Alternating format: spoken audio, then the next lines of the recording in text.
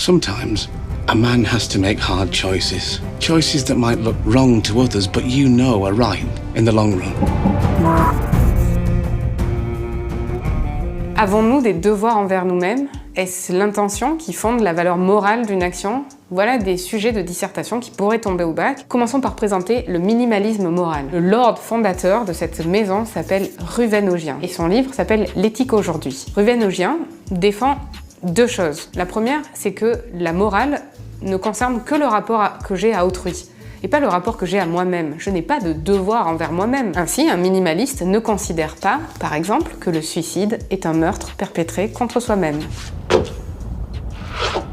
Lorsque deux adultes sont consentants, ce qu'ils se font entre eux n'a aucune importance morale. Ainsi, un minimaliste considère que Jaime et Cersei Lannister s'aiment, ont choisi librement de s'aimer et que peut-être que ça nous choque. Mais puisqu'ils sont consentants, ce n'est pas immoral.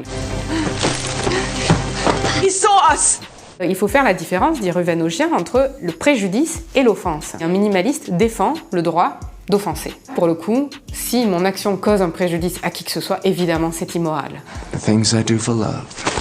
Quand on a des devoirs envers soi-même, on n'est pas minimaliste, on appartient à un continent qui s'appelle la morale maximaliste. Sur ce continent, il y a deux familles. Si vous appartenez à la morale déontologique, vous pensez que c'est bien l'intention qui fonde la valeur morale d'une action. Vous appartenez à une doctrine philosophique fondée par Emmanuel Kant dans un livre qui s'appelle Les fondements de la métaphysique des mœurs. Ce qui fait la valeur morale d'une action, c'est notre intention. Cette intention, il va aussi l'appeler parfois une maxime. Comment savoir si notre intention est morale?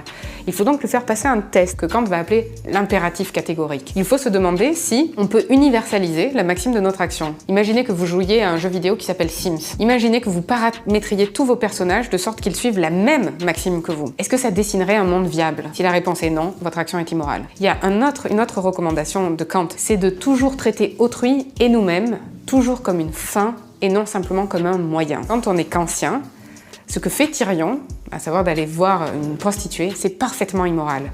Parce qu'il traite la prostituée, non pas simplement comme une fin, mais aussi comme un moyen. It is true what they say about the northern girls.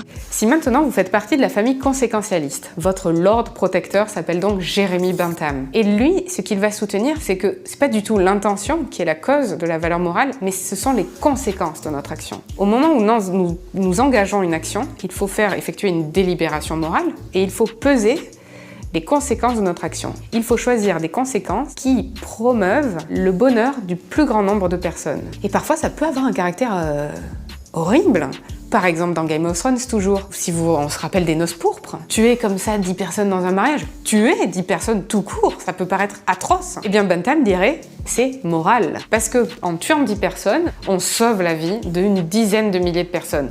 Et au nom de cette pesée, quasiment mathématique, notre action devient morale. En résumé, si on tombe sur la morale, sur le devoir, il faut penser à Ruvén-Augien dans L'éthique aujourd'hui et à cette thèse minimaliste selon laquelle nous n'avons pas de devoir envers nous-mêmes. Il faut penser à Kant, bien sûr, dans les fondements de la métaphysique des mœurs et à cette idée que c'est l'intention qui fonde la valeur morale d'une action. Et enfin, on pense à Bentham pour dire que ce sont les conséquences qui fondent la valeur morale d'une action.